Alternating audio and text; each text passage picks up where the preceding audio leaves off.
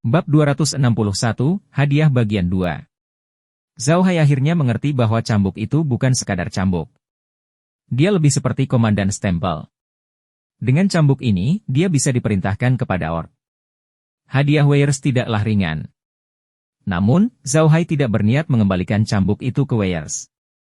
Berbeda dengan apa yang dikatakan Laura dan yang lainnya, dia berada di padang rumput orc, dan mereka menghadapi para orc. Para orc tidak perlu bersikap sopan. Mereka memberi hadiah, jadi dia harus merasa nyaman. Saat ini, Yale juga mengeluarkan sesuatu dari pembelinya. Itu adalah botol perak dengan ukiran pola indah di atasnya.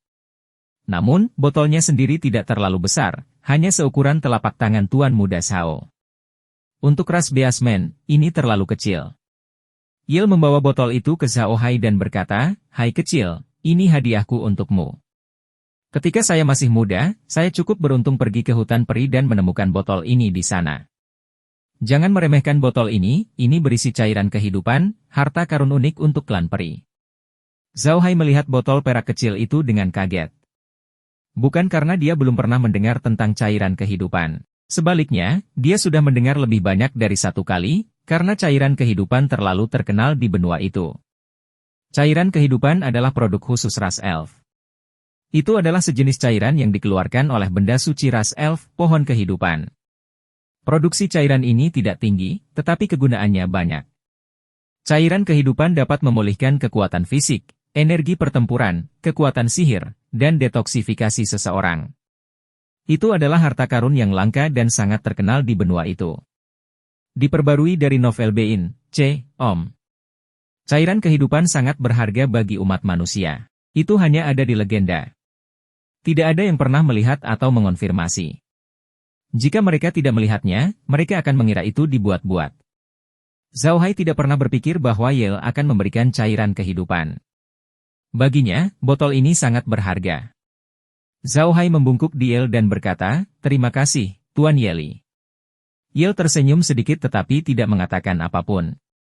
Zhao Hai, sebaliknya, merasa sedikit malu.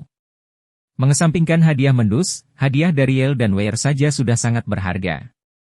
Jika dia tidak memberikan ketidakseimbangan, itu akan sedikit sulit untuk dijelaskan. Memikirkan hal ini, Zhao Hai tiba-tiba tersenyum.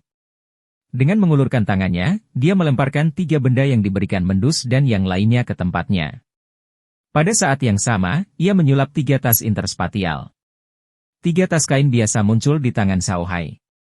Dia memandang mereka terkejut dan tersenyum.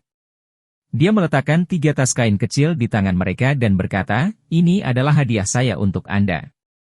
Saya harap Anda tidak keberatan." Mereka bertiga melirik karung itu, tapi tidak membukanya. Mereka juga tidak mengatakan apapun. Mereka menyimpannya dengan hati-hati. Zhao Hai merasa sedikit malu saat melihat reaksi ketiganya. Dia tidak menjelaskan secara spesifik bahwa dia ingin menguji reaksi mereka ketika dia memberi mereka tas interspatial. Jika mereka muak dengan pemberiannya, dia tidak akan memperlakukan mereka sebagai saudara bahkan jika dia telah bersumpah darah dengan Weirs. Namun, jelas dia terlalu khawatir. Para Beastman itu sesederhana itu. Sekalipun Weirs punya banyak skema, dia tetaplah orang yang sederhana dibandingkan manusia.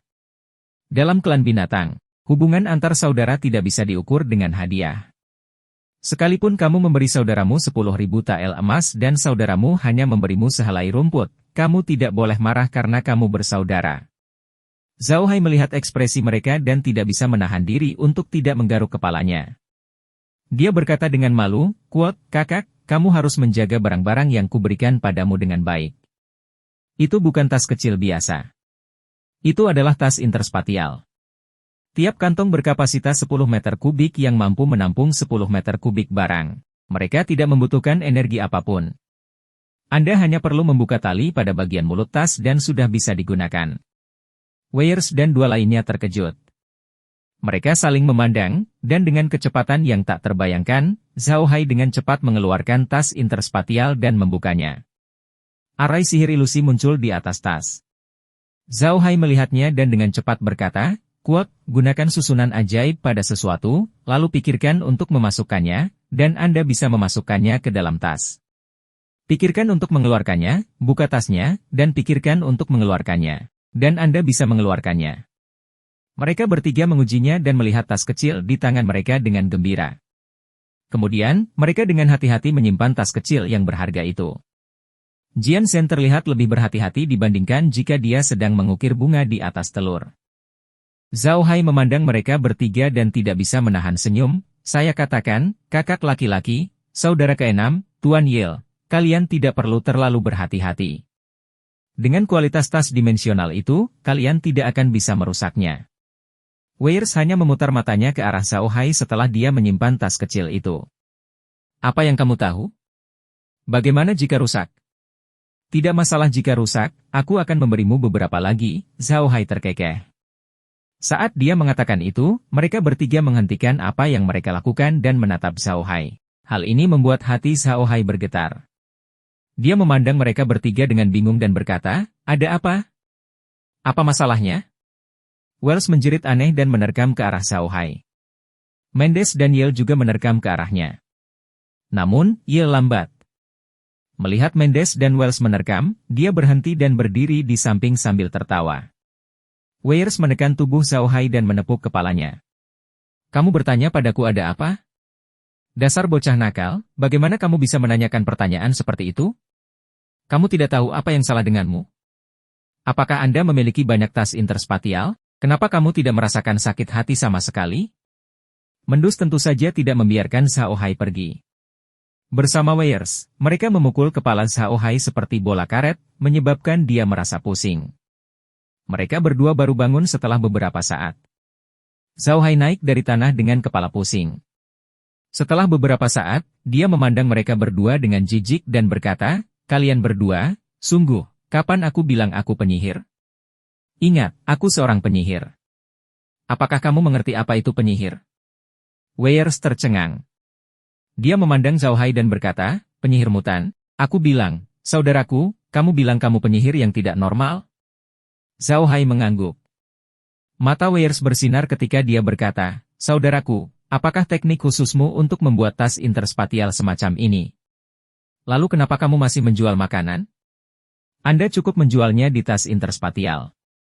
Zhao Hai memutar matanya ke arahnya dan berkata, jangan bicara omong kosong. Saya hanya mengatakan bahwa saya seorang mistik. Kapan saya bilang saya bisa membuat tas interspatial?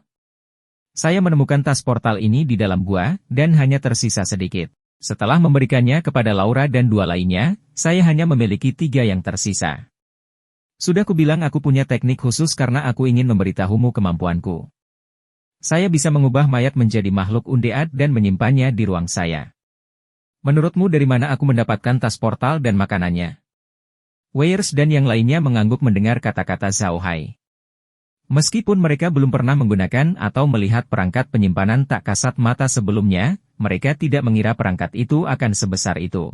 Jika perangkat penyimpanan tak terlihat itu benar-benar sebesar itu, manusia dan orc tidak perlu menggunakan kereta untuk mengangkut makanan selama perang. Mereka bisa menggunakan perangkat penyimpanan tak kasat mata untuk mengangkut makanan ke benteng berdinding besi sekaligus. Jika itu masalahnya, para orc tidak akan mampu menembus benteng tembok besi. Setelah mendengar penjelasan Zhao Hai, mereka memahami bahwa penyihir tidak dibagi menjadi beberapa ras. Ada manusia dan orc, dan ada banyak penyihir di antara para orc. Demikian pula, penyihir adalah sekelompok orang yang dihormati di kalangan orc karena kemampuan khusus mereka. Mereka bisa membantu para orc dengan lebih baik. Mata Weirs bersinar saat dia melihat ke arah Zhao Hai. Saudaraku, senang sekali kamu memiliki kemampuan seperti itu. Ngomong-ngomong, bisakah kamu menyimpan domba yang melingkar atau sesuatu di ruanganmu? Zhao Hai terkejut. Dia tidak mengira Weirs begitu pintar. Dia telah memikirkan hal ini dengan satu kalimat. Bab 262, Rencana. Zhao Hai melirik Weirs dan mengangguk, tentu. Jika tidak, menurut Anda mengapa saya ingin menukar begitu banyak binatang ajaib dan domba melingkar? Dibutuhkan banyak waktu untuk mengangkut barang-barang itu kembali. Weirs mengangguk. Itu bagus, saudara. Dengan skill ini, saya tidak perlu khawatir tentang makanan di masa depan. Ayo pergi, saudaraku, dan makan sup domba. Weirs sangat senang. Dia tidak menyangka kalau kakaknya akan memiliki kemampuan seperti itu. Kenyataannya, Weirs memiliki motifnya sendiri ketika pertama kali membuat sumpah darah pemanggalan kepala dengan Zhao Hai. Dia ingin menggunakan metode ini untuk mengikat Zhao Hai ke kereta perangnya. Namun, dia harus mengakuinya. Bahkan dia sempat meremehkan kekuatan sumpah darah Guillotine. Hal ini dapat segera mengubah pikiran dan emosi seseorang setelah hal tersebut terjadi, dan hal ini sangat menakutkan. Sudah lama sekali sejak tidak ada orang di dataran yang membuat sumpah darah pemanggalan kepala. Justru karena inilah Weirs meremehkan kekuatan sumpah darah pemanggalan kepala. Menurutnya, jika saudaranya sendiri bisa bertahan, apa maksud sumpahnya? Namun, dia tidak pernah menyangka bahwa sumpah itu akan sangat berguna. Jika bukan karena sumpahnya, dia tidak akan memberikan jabatan menunggang kuda kepada Zhao Hai. Penunggang kuda tersebut menjadi bukti bahwa klan Lembu Hercules memiliki harta warisan yang diwariskan oleh ayahnya. Justru karena dia melihat Weirs memberikan kuda itu kepada Zhao Hai, Yil memutuskan untuk memberikan cairan kehidupan kepada Zhao Hai. Kalau tidak, Yil tidak akan memberikannya. Bagaimanapun, cairan kehidupan adalah harta yang sangat langka. Anak domba yang digunakan untuk membuat sup adalah yang dibunuh Weirs. Ini adalah salah satu aturan sumpah darah pemegalan kepala.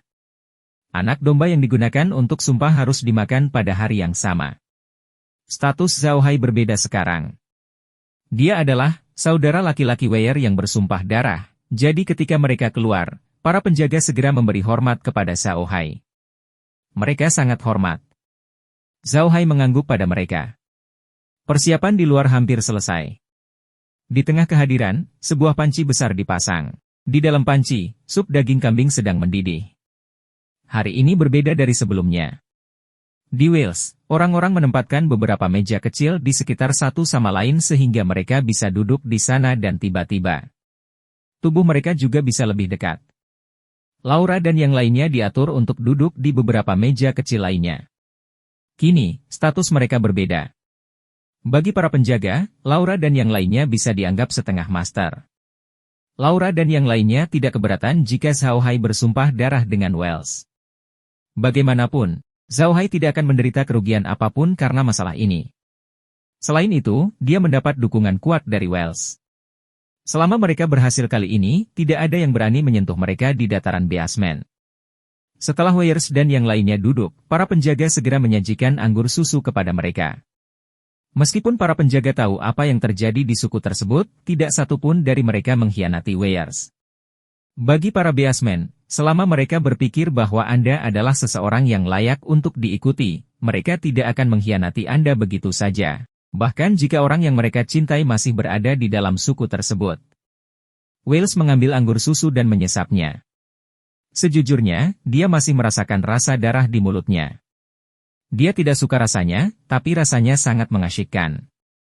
Itu membuat darahnya mendidih, tapi dia harus memikirkan banyak hal sekarang. Dia tidak bisa bersikap impulsif. Dia harus menenangkan emosinya sesegera mungkin. Setelah meminum segelas anggur, Weirs merasa lebih baik. Dia menoleh ke Zhao Hai dan berkata, "Saudaraku, kali ini kamu harus membantuku memikirkan cara. Saya ingin menarik Gartor turun dari belakang banteng. Dia telah menguasai suku sapi surgawi yang sangat besar, dan ini sangat merugikan saya." Zhao Hai tidak memiliki banyak kekhawatiran sekarang. Tidak peduli apapun, dia sudah menjadi saudara lelaki Weirs yang bersumpah sedarah. Dia bukan orang luar lagi, jadi membantu Weirs adalah tugasnya. Zhao Hai berpikir sejenak. "Kakak, aku tidak tahu banyak tentang situasi suku sapi dewa raksasa. Saya khawatir saya tidak bisa banyak membantu dalam memberi Anda ide." "Terserah kamu."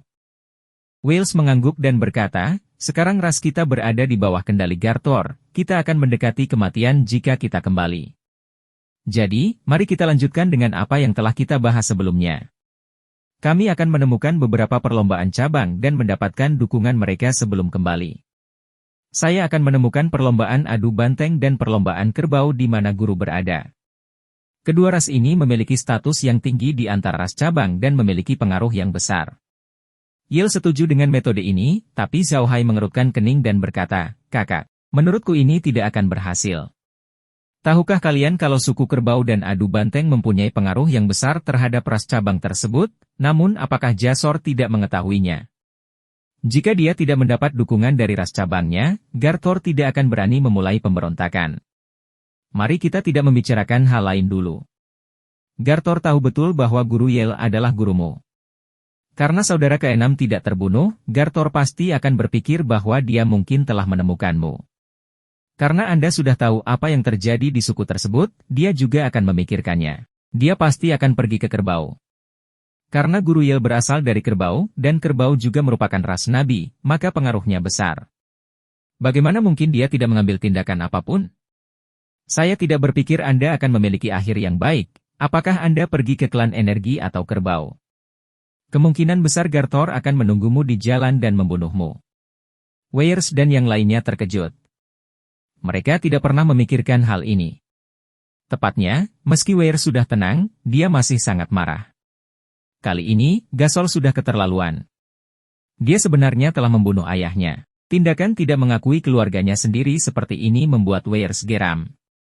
Karena itu, dia ingin menyingkirkan Gartor secepat mungkin, tapi dia lupa bahwa Gartor tidak bisa melakukan tindakan sebesar itu hanya dengan orang-orang di tangannya. Ayahnya adalah pemimpin klan dan memiliki kekuasaan paling besar di klan. Sekarang dia telah ditentang, mustahil baginya untuk melakukannya tanpa dukungan seseorang. Kata-kata Zhao Hai membuat mereka tenang. Weirs adalah salah satu dari sedikit beasmen yang cerdas. Dia hanya dibutakan oleh kebencian. Tapi sekarang dia jauh lebih baik. Weirs menarik napas dalam-dalam dan memejamkan mata. Dia membukanya setelah beberapa saat dan mengangguk. Saudaraku, kamu benar. Saya selalu meremehkan Gaethir. Kali ini kami mengalami kerugian yang sangat besar, namun saya merasa ada yang aneh. Gaya aksi Gaethir kali ini berbeda dengan gaya sebelumnya. Pasti ada yang aneh dengan ini. Tiba-tiba Mendus berkata, ada sesuatu yang aku tidak tahu apakah itu ada hubungannya dengan kejadian ini. Sebelum Gador mengambil tindakan, dia telah melakukan kontak rahasia dengan sekelompok pedagang manusia. Seperti yang Anda ketahui, tugas saya adalah bertemu dengan para pedagang di suku tersebut. Namun, beberapa pedagang manusia ini telah diterima secara pribadi oleh Gador. Setiap kali, mereka datang dan pergi dengan tergesa-gesa. Mereka sangat misterius. Weirs terkejut, dan ekspresinya berubah. Apakah maksudmu Gartor mungkin bersekongkol dengan pedagang manusia itu? Meracuni ayahnya? Apakah dia punya nyali untuk melakukan itu? Mendus tertawa getir, si kecil 7. Kamu masih belum mengerti situasinya. Sejak ayah memberikan cambuk banteng suci kepadamu, Gartor menjadi gila. Perlu Anda ketahui bahwa cambuk banteng suci biasanya diwariskan kepada penerus pemimpin marga. Ayah memberimu cambuk banteng suci, yang berarti dia telah mengakuimu sebagai penerusnya. Gartor tahu bahwa dia tidak punya harapan. Bagaimana dia bisa rela kalah? Dalam keadaan seperti itu, tidak aneh baginya untuk melakukan apapun. Ekspresi Weirs berubah. Lalu, dia menghela nafas dan tidak berkata apa-apa. Yale berkata, itu mungkin.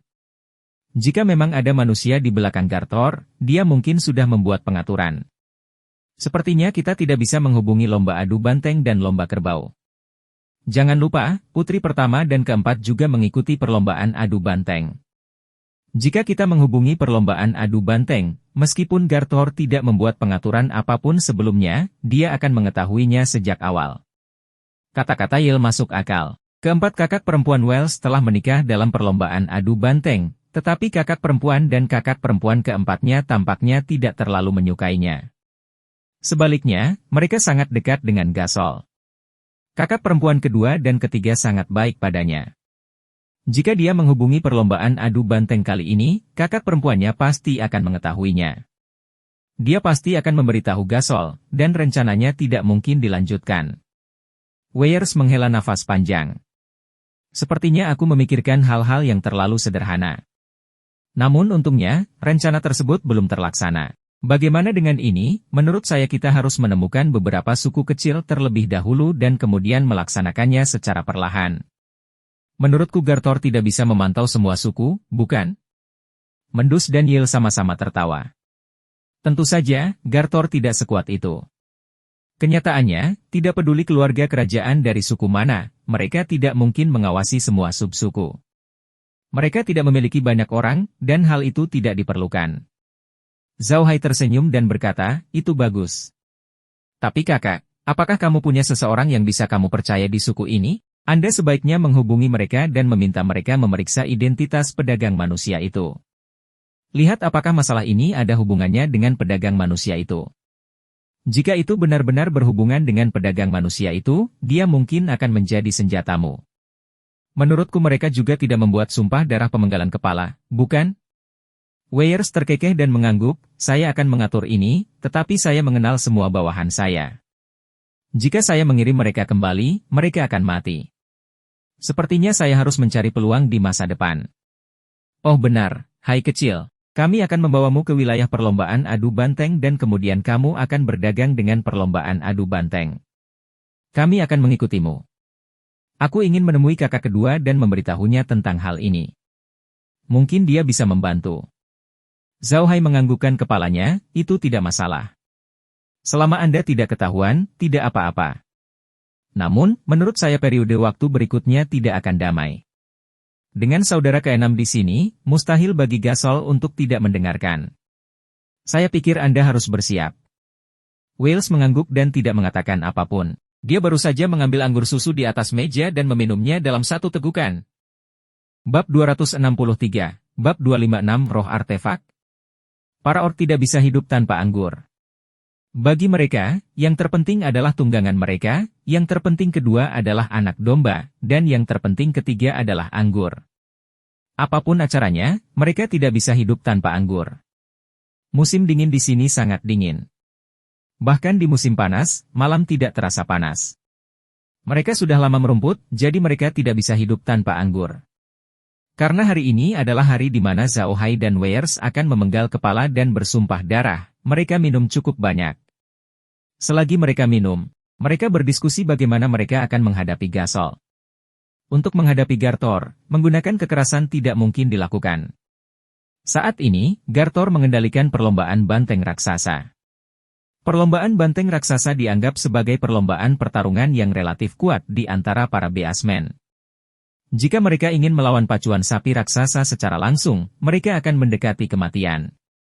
Weyers juga tidak akan melakukan itu. Tidak peduli apa yang telah dilakukan Gasol, dia tetaplah anggota suku banteng raksasa. Bawahannya juga merupakan anggota suku banteng raksasa. Jika mereka bertarung langsung dengan Gasol, mereka akan kehilangan kekuatan suku banteng raksasa itu.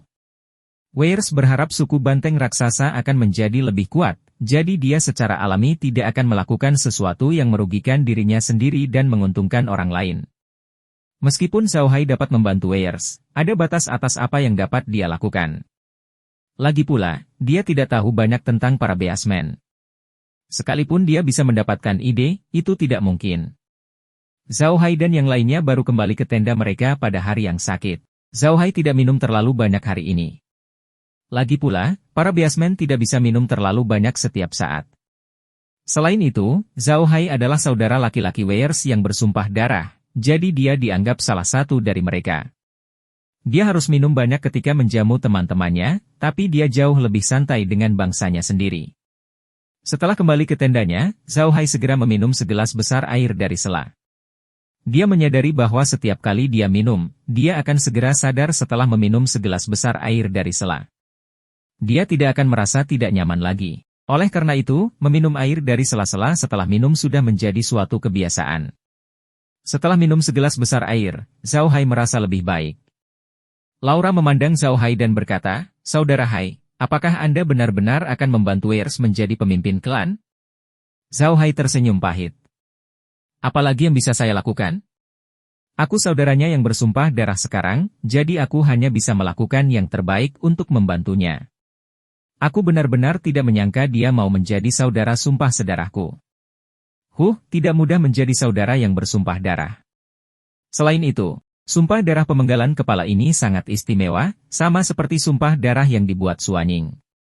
Selama Anda bersumpah, Anda akan merasakannya."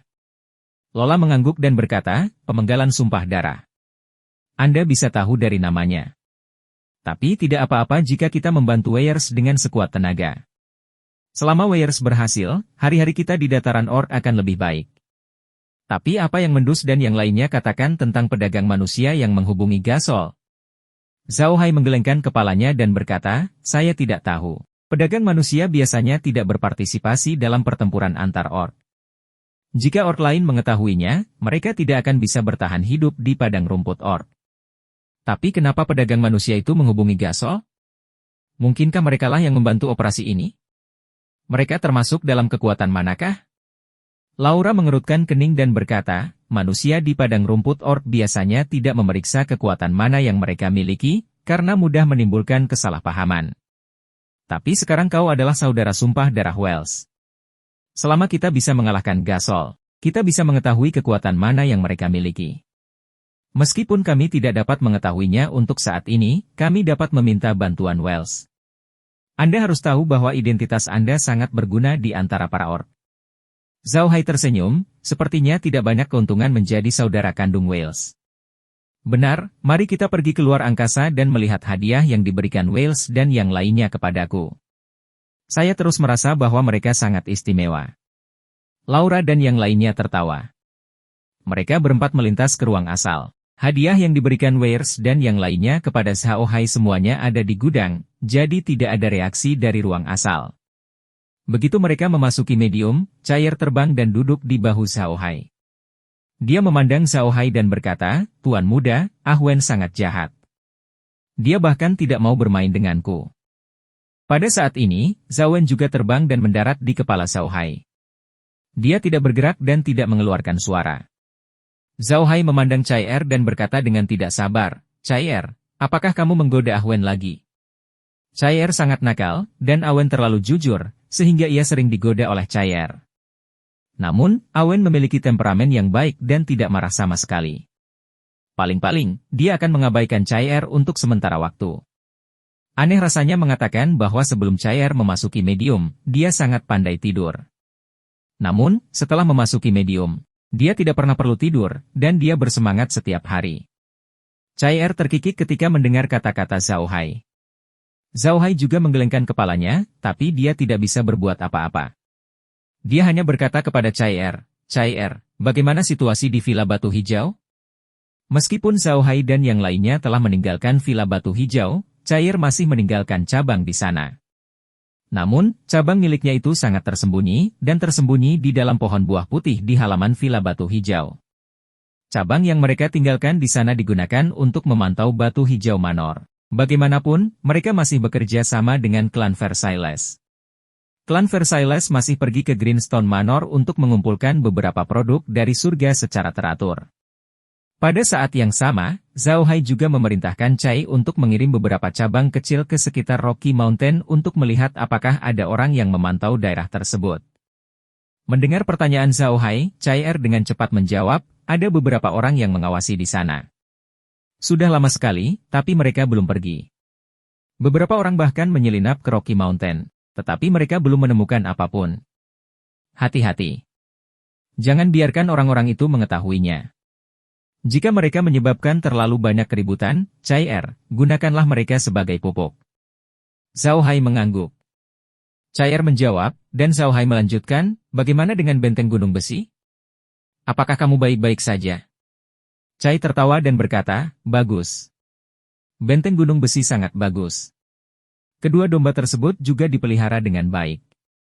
Mereka juga memakan daun molais. Dan mereka memakan daunku.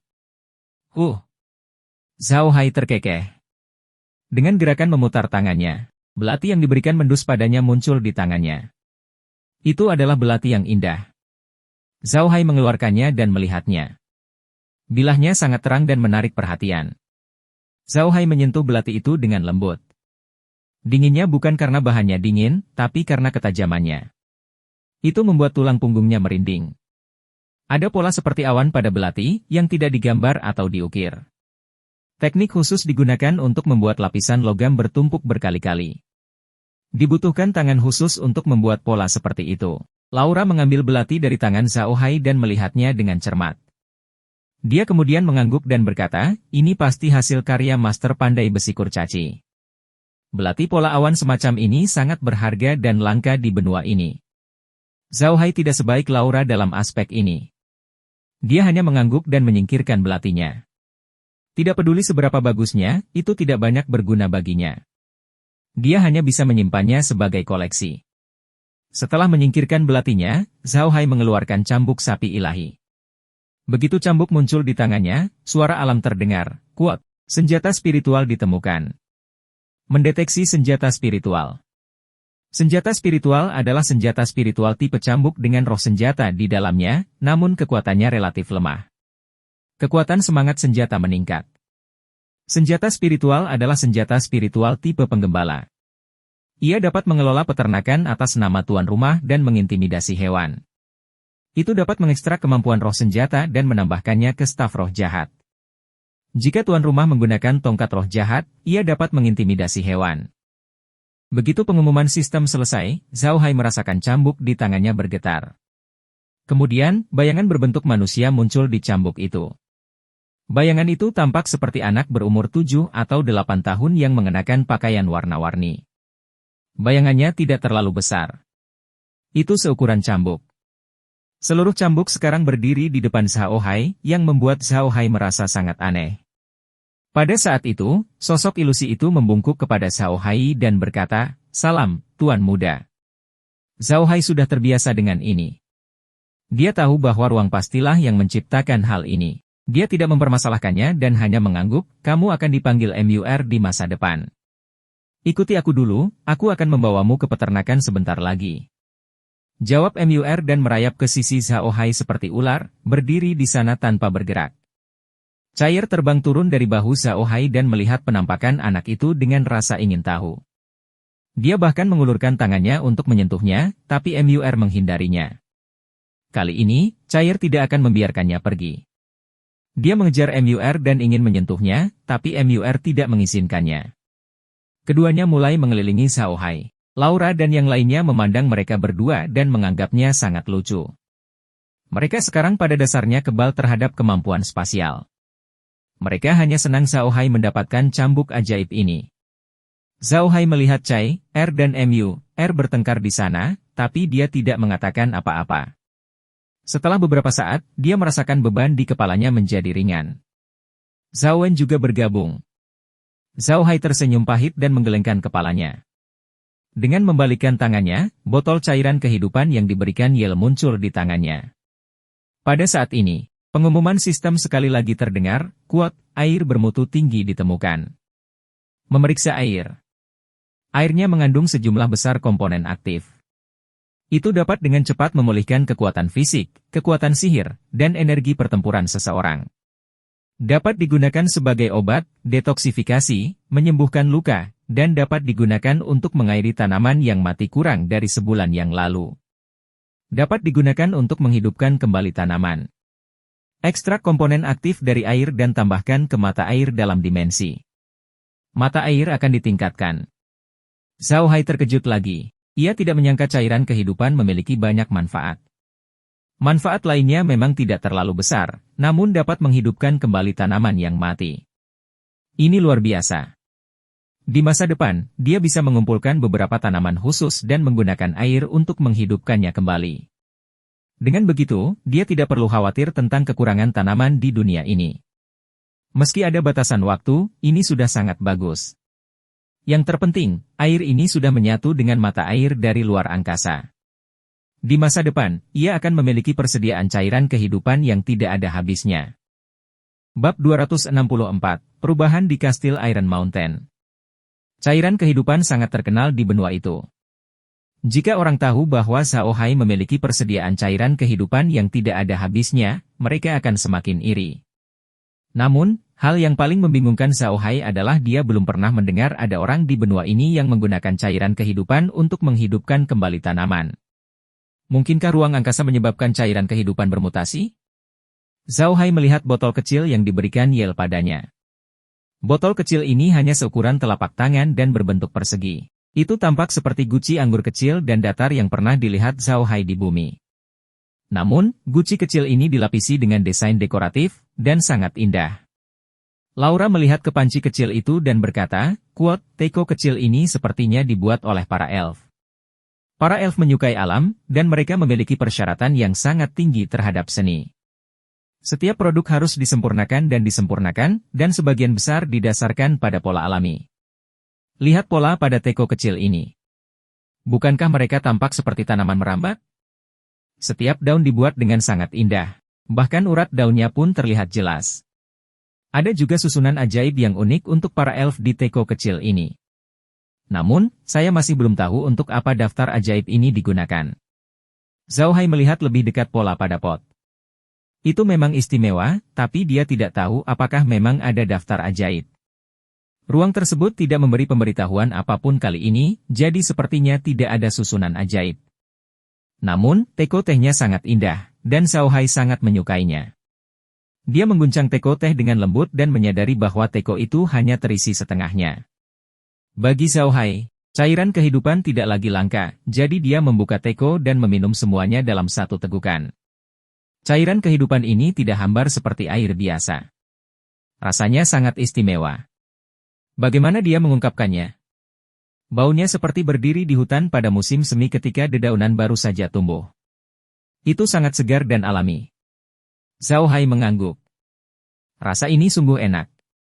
Laura, kalian harus mencobanya. Benar, kamu tinggal meminum mata air dari alam. Laura dan yang lainnya juga menanggapi dengan senyuman. Mereka juga mengklik mata air tersebut dan ternyata cukup enak. Rasa ringan seperti ini sangat cocok untuk perempuan. Setelah menangani cairan kehidupan, Zhao Hai segera membawa Laura dan yang lainnya ke peternakan. Karena Cai adalah roh tumbuhan, dia tidak bisa mengelola peternakan. Zhao Hai harus menangani sendiri banyak hal di peternakan. Sekarang setelah MUR berada di dalamnya, Zhao Hai bisa membiarkan MUR mengelola peternakan tanpa khawatir. Ketika beberapa dari mereka tiba di pertanian, Zhao Hai membiarkan MUR membiasakan diri dengan lingkungan sebelum mulai mengelola pertanian. Sebenarnya, tindakan Zhao Hai tidak diperlukan karena dia tidak tahu bahwa alasan mengapa MUR muncul adalah karena bahan khusus yang dimilikinya. Tubuh cambuk sapi ilahi terbuat dari emas murni, mitril, dan urat beberapa binatang ajaib tingkat tinggi, sedangkan pegangannya adalah tulang roh. Tulang jiwa sangat langka di benua itu, dan dapat dikatakan bahwa orang-orang di benua itu tidak tahu banyak tentangnya. Orang yang membuat cambuk ini juga memperoleh tulang jiwa ini secara tidak sengaja. Dia tidak tahu apa kegunaan tulang ini, tetapi dia menemukan bahwa tulang ini sangat istimewa dan sangat keras, jadi dia menggunakannya untuk membuat pegangan cambuk. Namun yang tidak dia ketahui adalah bahwa tulang jiwa memiliki kemampuan khusus, yaitu menyegel jiwa. Menyegel jiwa berarti menyegel jiwa orang mati ke dalam tulang jiwa. Dengan cara ini, jiwa orang tersebut tidak akan hilang. Pada saat yang tepat, orang tersebut akan menemukan identitas yang cocok, mengekstraksi jiwa, dan memasukkannya ke dalam tubuh baru. Ini setara dengan orang yang dibangkitkan. Namun, tidak ada mantra seperti itu di benua Bahtera. Tidak ada binatang ajaib yang dapat menghasilkan tulang jiwa, sehingga manusia tidak memiliki pengetahuan tentang tulang jiwa. Faktanya, tulang jiwa memiliki kemampuan lain. Perlahan-lahan bisa menghasilkan sedikit kesadaran, tapi tidak bisa disebut jiwa karena terlalu lemah. Namun, bagi ruang angkasa, tulang jiwa itu seperti komputer kosong yang belum bisa digunakan. Selama dia menambahkan beberapa program ke dalamnya, komputer akan dapat berjalan normal. Karena perubahan ruang inilah MUR muncul. Justru karena MUR diciptakan oleh alam, dan alam merasa cocok untuk mengelola pertanian, maka secara alami ia akan memasukkan semua informasi yang relevan tentang pertanian ke dalam MUR. Sekarang, pemahaman MUR tentang pertanian sudah melampaui pemahaman Zhao Hai, jadi dia tidak perlu akrab dengan lingkungan. Meskipun Cai tidak peduli dengan pertanian, MUR tidak peduli dengan pertanian, dan Zhao Wen tidak peduli dengan dua tempat ini, ketiganya masih bisa datang dan pergi dengan bebas. Terutama Cai yang lincah, yang selalu berada di sisi MUR dan terus menggodanya, seperti anak kecil yang menemukan mainan baru. Setelah menyerahkan urusan pertanian, Zhao Hai dan yang lainnya kembali ke Kastil Gunung Besi. Grim dan yang lainnya saat ini berada di Kastil Gunung Besi. Ketika tidak ada yang bisa dilakukan, mereka tidak suka masuk ke ruang asal. Bahkan Karen telah mendirikan laboratorium lain di Kastil Gunung Besi. Bagaimanapun, manusia adalah makhluk sosial. Mereka perlu berkomunikasi dengan orang lain. Grim dan Kun Zheng memiliki usia yang hampir sama dan memiliki pengalaman serupa, jadi mereka rukun. Sekarang Zhao Hai dan yang lainnya tidak melakukan apapun di padang rumput orc, mereka berdua pada dasarnya tinggal di benteng Gunung Besi. Mereka ingin lebih memahami lingkungan sekitar benteng gunung besi sehingga mereka dapat mengubahnya menjadi markas mereka yang paling penting dan stabil dengan lebih baik. Bab 265, Perubahan di Benteng Iron Mountain Bagian 2.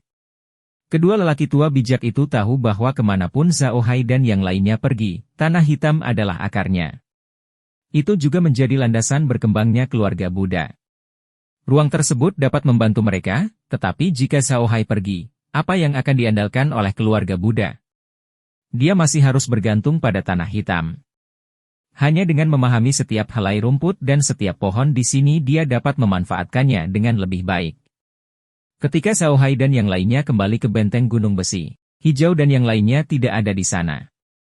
Bahkan Merlin tidak ada di sana. Mereka bertanya kepada orang bodoh, tetapi orang bodoh mengatakan bahwa mereka bertiga pergi melihat danau pegunungan. Zhao Hai, Laura, dan yang lainnya juga pergi ke danau di pegunungan, tetapi mereka tidak melihat Merlin dan yang lainnya. Zhao Hai tidak terburu-buru. Hutan belantara Blackyard sangat aman saat ini, dan tidak akan terjadi apa-apa pada Merlin dan yang lainnya. Mereka mungkin pergi ke tempat lain. Zhao Hai dan yang lainnya kembali ke benteng gunung besi. Mereka melihat sekeliling dan menemukan bahwa semuanya baik-baik saja. Penggilingan padi dan pengepres minyak beroperasi seperti biasa. Kelinci bermata biru itu dibesarkan dengan baik. Kedua domba itu dipelihara dengan baik. Mereka tidak terlihat sakit sama sekali. Semuanya normal. Diperbarui dari novel Bein, C. Om. Meskipun bagian luar kastil sudah agak dingin, bagian dalamnya tidak terasa dingin sama sekali. Karena adanya bunga pelangi, suhu di dalam kastil masih sangat tinggi. Karena cuaca dingin, tanah yang sudah diperbaiki di luar tidak dapat ditanami lagi. Bahkan jagung di ngarai sudah dipanen. Namun, Zhao Hai punya ide baru. Dia menyuruh Cai Er membelah cabang di leher. Dengan cara ini, suhu di ngarai akan lebih tinggi dan tanah di sana dapat ditanami kembali. Kastil Gunung Besi sangat sibuk sekarang. Selain dua tempat tersebut, beberapa pengantin baru telah menikah. Tentu saja, menurut praktik yang biasa, Zhao Hai mengadakan pernikahan untuk pengantin baru ini dan mengeluarkan akta nikah mereka. Mereka juga dikembalikan ke status sipilnya. Zhao Hai tidak ingin para budak tetap menjadi budak selama sisa hidup mereka. Sebuah kekuatan tidak bisa didukung oleh budak saja. Oleh karena itu, Zhao Hai tidak keberatan membiarkan para budak kembali ke status sipilnya. Zhao Hai tidak khawatir para budak akan meninggalkan tempat ini jika mereka kembali ke status mereka sebagai warga sipil. Mereka tidak bisa meninggalkan tempat ini. Selain itu, mereka memiliki tanda seorang budak di tubuh mereka. Tidak ada yang akan mengenali mereka sebagai warga sipil jika mereka meninggalkan tanah hitam. Mereka masih akan ditangkap sebagai budak. Para budak juga merasa puas. Zhao Hai tidak hanya memulihkan status mereka sebagai warga sipil, tetapi dia juga memberi mereka tanah dan membantu mereka menetap. Selain itu, mereka punya uang untuk dibelanjakan setelah bekerja untuk Zhao Hai. Tentu saja, mereka harus mengeluarkan uang untuk membeli makanan dan sayur-sayuran sekarang. Namun, harganya sangat rendah. Mereka bisa menabung sejumlah uang untuk membeli kebutuhan sehari-hari dan barang-barang yang mereka sukai. Sekarang, toko pertama telah didirikan di Kastil Gunung Besi, Mal Bebas Laba-Laba Merah. Hanya satu orang yang bertanggung jawab, yaitu Krisan. Pusat perbelanjaan ini dirancang sesuai dengan gaya supermarket di muka bumi. Setiap hari, beberapa budak memasok kayu dan batu ke supermarket. Saat keadaan damai, hanya Ju yang ada di sini untuk menjaga toko. Entah itu budak atau rakyat jelata, siapapun bisa datang ke sini untuk membeli sesuatu. Tentu saja biayanya sama. Ju hanya dikenakan biaya di depan toko. Oleh karena itu, orang yang datang untuk membeli sesuatu akan mengambil barang yang mereka sukai dan pergi ke Ju untuk membayar. Laura belum pernah mendengar tentang toko seperti itu. Dia berpikir bahwa ini adalah kesempatan sempurna bagi orang untuk kehilangan sesuatu, tetapi Zhao Hai tetap melakukannya. Yang mengejutkannya adalah tidak ada yang hilang sejak toko dibuka, bahkan tidak ada jarum pun.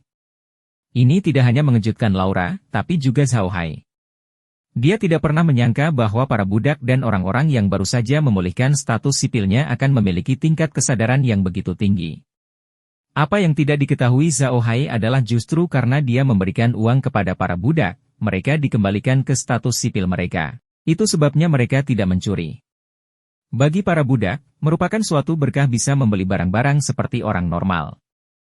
Dulu, mereka tidak mempunyai kesempatan untuk membeli sesuatu meskipun mereka menginginkannya. Sekarang mereka mempunyai kesempatan, mereka tidak akan melewatkannya. Zhao Hai tidak membangun toko ini untuk menghasilkan uang. Dia ingin warga sipil di wilayahnya hidup normal. Membeli dan menjual sesuatu adalah hal yang dilakukan orang normal.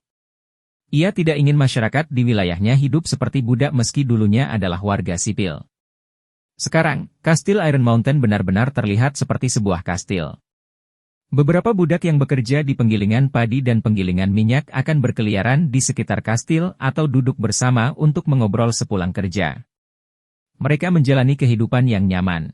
Zhao Hai sangat puas dengan situasi saat ini di kastil. Dia tahu bahwa dia harus mengubah keadaan sedikit demi sedikit. Jika dia ingin mencapai tingkat kesuksesan ini saat pertama kali datang ke kastil, itu mustahil.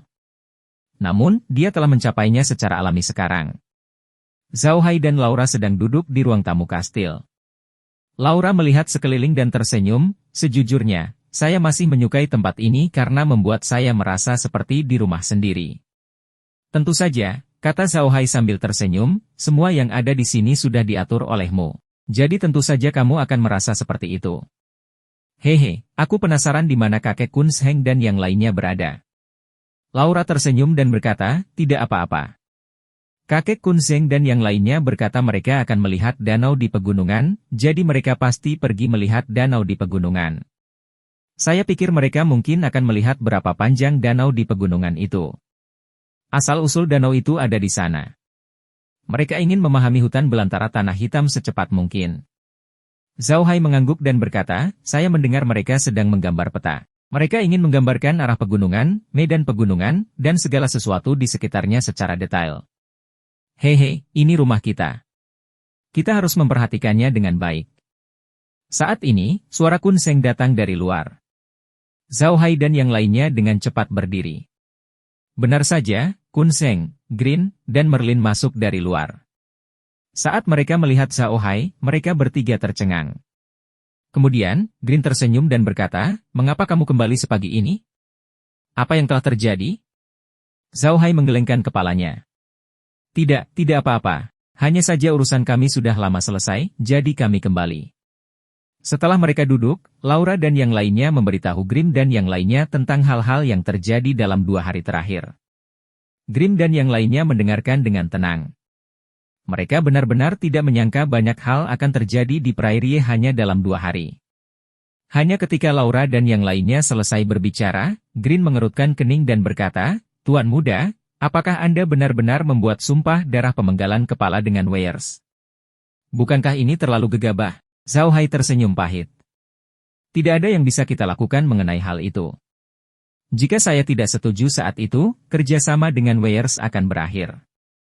Kini, hampir semua suku besar di padang rumput memiliki mitra jangka panjang. Kami tidak bisa ikut campur. Jika kita melepaskan kesempatan ini, kita tidak tahu kapan bisnis kita di padang rumput akan berhasil. Jadi, saya ingin bertaruh. Kun Sheng setuju dengan keputusan Zhao Hai. Dia mengangguk dan berkata, menurutku Hai kecil melakukan hal yang benar. Suku sapi Dewa Raksasa memiliki status tinggi di padang rumput. Klan pertempuran biasa tidak berani bersikap kasar kepada mereka. Bahkan klan pertempuran berperingkat lebih tinggi akan memberi mereka wajah. Jika kita benar-benar bisa menjalin hubungan dengan mereka, itu akan sangat bermanfaat bagi bisnis kita di padang rumput. Ini berarti dia tidak memiliki niat jahat terhadap Hai kecil, dan itu sudah cukup. Zhao Hai mengangguk dan hendak mengatakan sesuatu ketika ekspresinya tiba-tiba berubah. Kita akan kembali. Makhluk undead melihat elang darah dan mengirim pesan. Sesuatu mungkin telah terjadi. Kita harus kembali dan melihatnya. Setelah mengucapkan selamat tinggal pada Green dan yang lainnya, dia memimpin Laura dan yang lainnya kembali ke camp di padang rumput.